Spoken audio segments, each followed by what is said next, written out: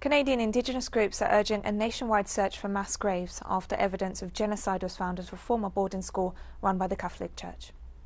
215 Indigenous children were secretly buried in the schoolyard at the Tk'emlups Indian Residential School in British Columbia that closed in 1978. Some of the remains were from children as young as 3 years old. Indigenous boys and girls were forced to join these schools run by the Church to be assimilated into the culture of British colonial rulers. Denounced as a means of cultural genocide, it now seems the plan was to annihilate them as part of an ethnic cleansing program.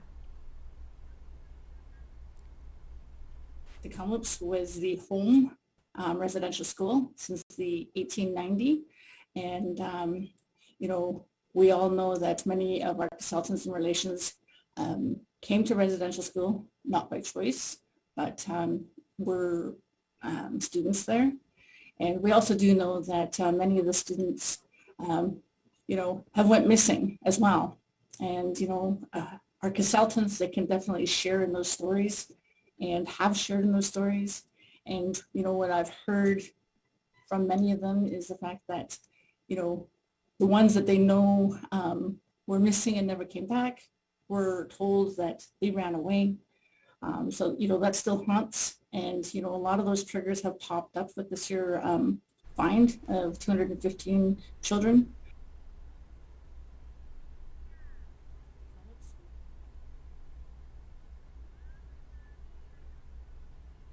We are calling on the federal government to do something concrete. The Liberal government can't, on one hand, grieve this horrible tragedy, this horrible loss, while they are still taking Indigenous kids to court, while they're still taking survivors of residential schools to court.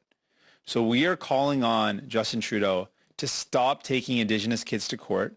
When a human rights tribunal has found that Canada did not adequately fund Indigenous child welfare, they should not be taking these kids to court.